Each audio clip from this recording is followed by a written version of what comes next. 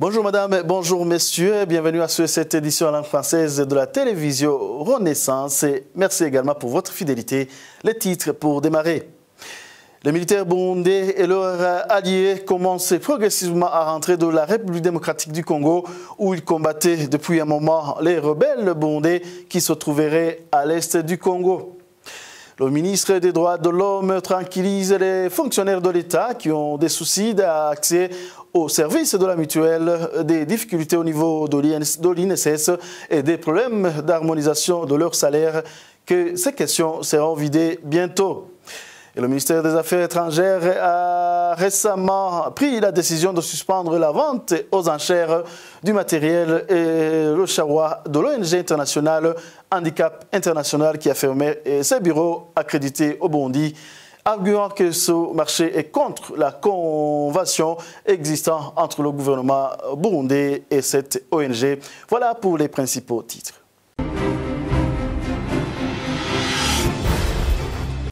Je vous le disais tantôt, les militaires burundais et leurs alliés sont rentrés de la RDC dans la matinée de dimanche.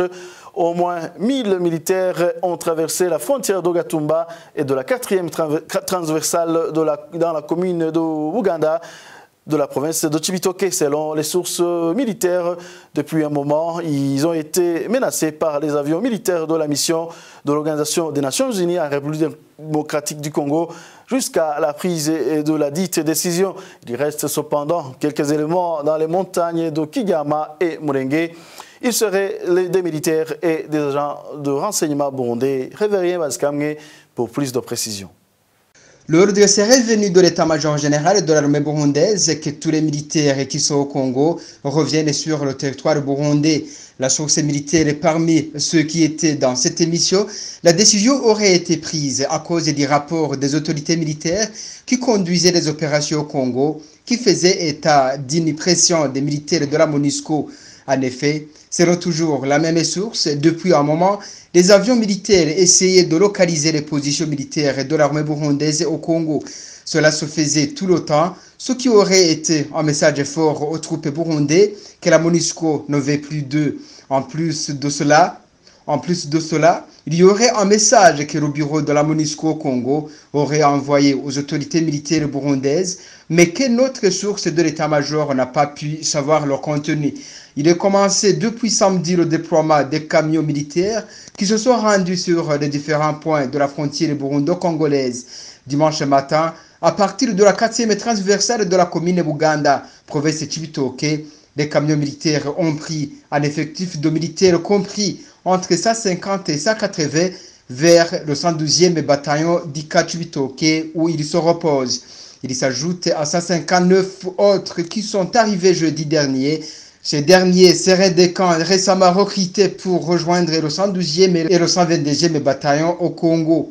Notre source pense qu'ils sont des camps du nord et du sud qui ont été sélectionnés dans plusieurs camps militaires.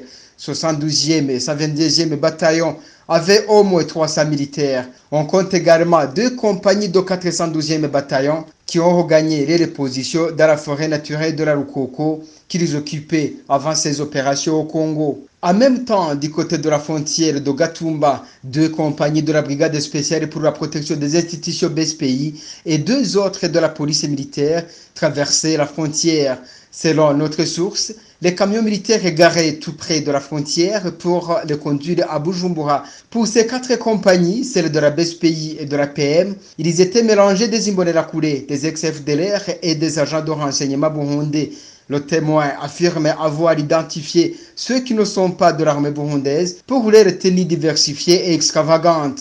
Certains en tenue militaire congolais, des bottes en plastique, tennis civil, avec de longs manteaux. Il indique qu'une partie des militaires et des agents de renseignement est restée au Congo dans les localités de Murenge et Kigama pour des raisons qu'il ignore. La plupart de ces militaires, surtout ceux qui sont des provinces du nord et du sud, vont en congé à partir de cette semaine avant de regagner les cas respectifs. Merci à Révérien Bazikamge dans une rencontre avec les natifs d'Ongozi à la fin de la semaine dernière pour évaluer les réalisations de l'an 2018. Pierre Ngonoziza a salué le pas franchi dans les travaux de développement Alain Diomède Nzeimana, porte-parole, l'adjoint du président, a fait savoir que Pierre Nkurunziza a fait part à ses natifs d'Ongozi que 65% des besoins nécessaires pour l'organisation des élections de 2020 ont été déjà rassemblés. Je propose de le suivre. Les contenus de notre entretien, ce contenu est très fructueux parce que nous avions eu des orientations.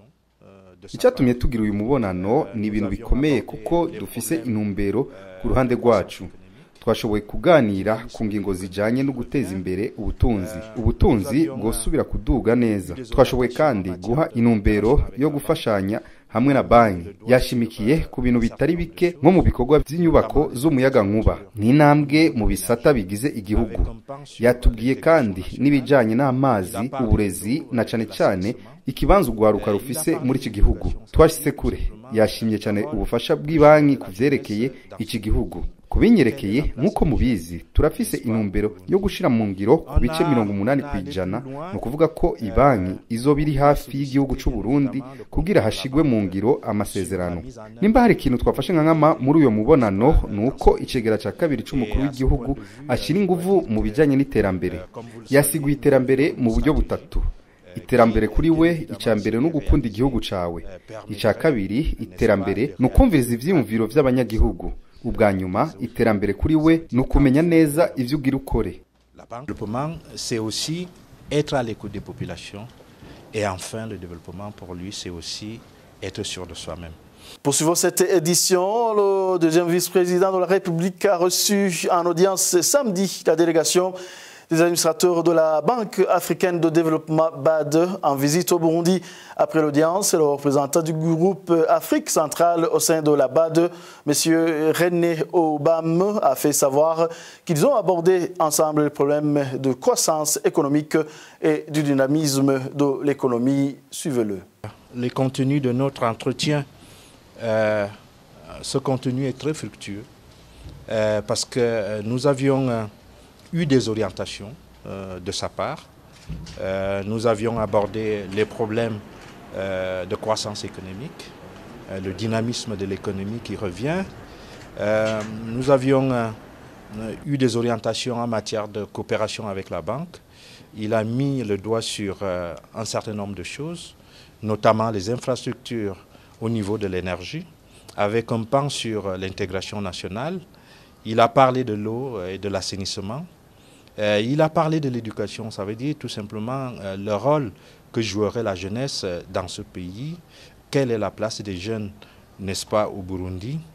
On a allé plus loin, où il a sollicité bien évidemment le concours de la banque sur la mise en œuvre des ODD, n'est-ce pas, dans ce pays. Et à ce point de vue, je dois dire que, comme vous le saviez, nous avions une stratégie qui, bien évidemment, si elle est réalisée, permettrait, n'est-ce pas, de réaliser 80% des ODD. Ça veut dire qu'en fait, la banque sera à côté du Burundi pour la mise en œuvre, n'est-ce pas, de ces ODD. S'il y a quelque chose que nous avions, bien évidemment, retenu de cette audience, c'est la nouvelle dimension que le deuxième vice-président est en train de donner au contenu du développement. Il a défini le développement comme étant trois choses. Le développement pour lui, c'est d'abord aimer son pays. Le développement, c'est aussi être à l'écoute des populations. Et enfin, le développement pour lui, c'est aussi être sûr de soi-même. Le journal poursuit. Les fonctionnaires de l'État ont des difficultés pour avoir accès aux services de la mutuelle, de se faire soigner et des difficultés au niveau de l'Institut national de sécurité sociale, INSS sensible. Sur ces problèmes s'ajoute aussi l'harmonisation des salaires qui reste une problématique. Dans ses réponses au cours d'une réunion avec les fonctionnaires, le ministre des Droits de l'Homme, Martin Nivyabandi, a fait savoir que le traitement de ces cas est en cours au niveau du ministère des Finances et celui de la fonction publique. Je propose de le suivre. Il y a une question qui se répète concernant l'avancement des fonctionnaires et comment ils seront traités après la fin de cette période consacrée à l'harmonisation des salaires. Cette question se résoudrait pour le moment au niveau du ministère des Finances et de la fonction publique, ainsi que les centres et les entreprises qui sont en arrière. Là-bas, si on continue à contribuer, lorsque tu fais des calculs, on se trompe parfois. On dirait que c'est beaucoup d'argent pour la pension et les soins de santé, mais ce n'est pas vrai. Si on partage cette somme entre tous ces gens, c'est rien vraiment. Ils ne reçoivent rien. Nous voulons accroître la production, c'est notre vision. Chez nous, ce sont des moyennes entreprises. Si nous faisons une comparaison entre les autres de la région, ce qui est étonnant, il y en a ceux qui touchent beaucoup d'argent, alors qu'on a fait mêmes études, on achète même des biens pour un même marché. Il y a toujours problème. Et le ministère des Affaires étrangères a pris la décision de suspendre la vente aux enchères du matériel et le charroi utilisé par l'ONG International Handicap International qui a récemment fermé ses bureaux accrédités au Burundi. Ce ministère va via son porte-parole Inès Sonia Nibarwe a fait savoir que ce marché est contre la convention existant entre le gouvernement du Burundi et l'ONG Handicap International signée le 21 novembre 2012. Suivez-la. Le ministère des Affaires étrangères de la République du Burundi a l'honneur d'informer l'opinion nationale et internationale qu'après la décision du gouvernement du Burundi via le Conseil national de sécurité dans ses recommandations du 26 septembre 2018, l'ONG Fédération Handicap International a annoncé la fermeture de son bureau accrédité au Burundi. Les procédures frauduleuses de vente aux enchères du matériel utilisé par Fédération Handicap International publié le 18 janvier 2019 par l'ONG susmentionnée, n'ont pas respecté les clauses qui se trouvent dans la Convention générale de coopération entre le gouvernement du Burundi et Handicap International, signée entre le ministère des Affaires étrangères et l'Handicap International en date du 21 novembre 2012, dans son article 17 qui stipule que, je cite, « Handicap Fédération Internationale s'engage au terme de ses activités à remettre avec l'accord du gouvernement le matériel et l'équipement spécifiquement liés au projet opérationnel mis en œuvre au Burundi à une ONG locale partenaire avec la Fédération Handicap International. Si l'ONG locale partenaire n'est pas intéressée par le matériel ou l'équipement mentionné ci-dessus, Fédération Handicap International les remettra au département ou collective locale désignée par le gouvernement.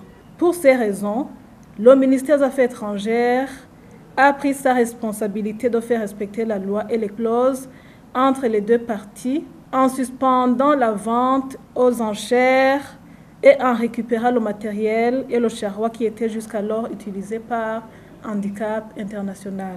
Par ailleurs, le personnel expatrié de Handicap International qui restait au Burundi avait annoncé officiellement son départ pour ce 31 janvier 2019 et remettre la maison acquis de droit dans une correspondance du 30 janvier 2019 adressée au ministère des Affaires étrangères.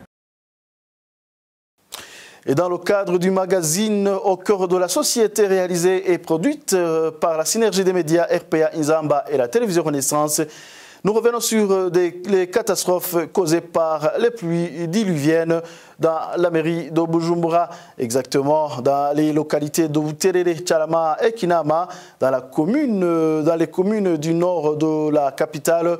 Les catastrophes causées par les pluies diluviennes sont souvent reportées à chaque fois en pleine grande saison des pluies, à part des maisons d'habitation qui s'écroulent, des vies humaines périssent également et les rescapés restent dans une misère sans nom et sans abri. Dans un exemple récent, et celui d'une famille de 6 personnes qui a été tuée par des pluies torrentielles sur la colline Solorezo. C'était au mois de janvier, selon l'environnementaliste Mamere Sabushimike. Il existe des principales causes de ces inondations au Burundi et il interpelle la population burundaise de tout faire pour lutter contre ces catastrophes naturelles. Suivez-le, il a été contacté par téléphone. Ces catastrophes naturelles sont dues effectivement au changement climatique persistant, à la construction anarchique des maisons, surtout dans la capitale Bujumbura, aux mauvaises pratiques agricoles et aux montagnes surplombant la ville de Bujumbura qui sont pratiquement nues. Non seulement à ces montagnes surplombant la ville de Bujumbura, mais aussi à ces montagnes de tout le pays. Et pour lutter contre ces catastrophes naturelles, nous demandons à la population de mettre en application les méthodes culturelles modernes.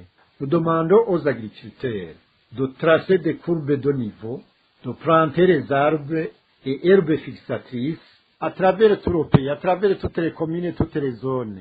Il y a des agronomes communaux qui peuvent sensibiliser, donner des exemples à la population pour creuser ces rigoles, pour qu'il y ait l'infiltration des eaux. Et à la population intellectuelle burundaise résidant dans des villes, nous leur demandons, ils sont intelligents, ils savent la loi de ne plus construire anarchiquement des maisons. Nous proposons au gouvernement du Burundi de prévenir au lieu de la réparation des dégâts. Nous demandons à l'État du Burundi de renforcer les connaissances de la police et de protection civile, de donner des pompes pour l'évacuation des eaux usées et des engins spécialisés pour déblayage en cas d'effondrement des maisons éventuelles. Si cette police est dotée de son matériel spécialisé, il sera facile de dégager les décombres. Nous demandons à l'État d'élaborer une cartographie détaillée des zones à risque, de mettre en application le code de l'environnement, de l'eau et de l'aménagement du territoire, ainsi que la collection des conceptions anarchiques. Et nous demandons à l'État aussi de créer un propre effort dans le secteur de prévention des catastrophes naturelles et d'élaborer la législation en matière de la réduction des risques de catastrophes. Et avant de clore cette édition, le candidat malheureux à la présidentielle du 30 décembre 2018 en République démocratique du Congo, Martin Fayulu, a appelé une résistance pacifique contre le régime en place.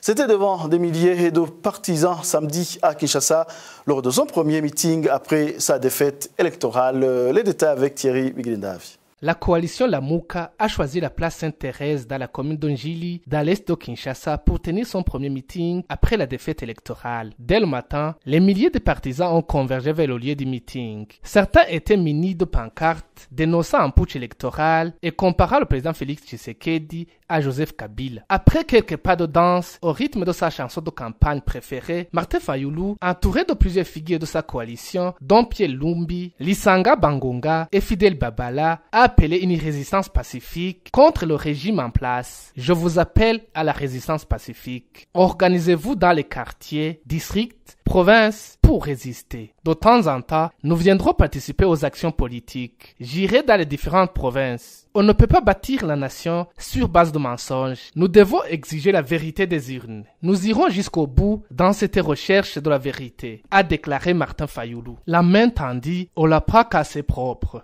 Quand ce n'est pas propre, on la prend pas. A renchéli l'opposant devant une foule électrisée qui n'hésitait pas à réclamer les armes pour arracher la victoire volée, selon elle, par Félix Tshisekedi, avec l'appui du président sortant Joseph Kabila. Martin Fayulu a demandé à la communauté internationale de ne pas accepter le gouvernement nommé par M. Kabila. L'opposant compte saisir l'Union africaine à l'occasion de la 34e session ordinaire du Conseil exécutif prévu prochainement à Addis Abeba. Il a aussi demandé à l'Union africaine de ne pas tenir compte de l'arrêt de la Cour constitutionnelle. Que personne ne vous trompe, la décision de la Cour n'est pas la fin de l'histoire, a-t-il poursuivi, n'excluant pas la possibilité de saisir l'Organisation des Nations Unies. L'Union africaine avait initialement émis de sérieux doutes sur les résultats publiés par la Commission électorale nationale indépendante CENI avant de rétropédaler. Reconnu par le nouvel homme fort du pays comme un soldat du peuple, Fayulu a rejeté toute possibilité d'une coalition avec l'actuel pouvoir. Les organisateurs du meeting ont appelé les militants à la désobéissance civile, ce qui a fortement troublé l'ordre public dans la partie est de Kinshasa, a regretté le chef de la police de Kinshasa, le général Silvano Kansongo Kitenge. La police a subi des insultes et provocations des militants qui entonnaient des chansons incitant à la haine ethnique et en proférant des insultes contre les autorités de la République légalement établies. Selon ce haut gradé de la police, ce rassemblement était le premier autorisé depuis que Félix Tshisekedi a été investi président de la République. Merci à Thierry Biglindavi. Voilà, c'est ce qui fait cette édition. Merci à vous de toujours avoir tenu compagnie. À la prochaine.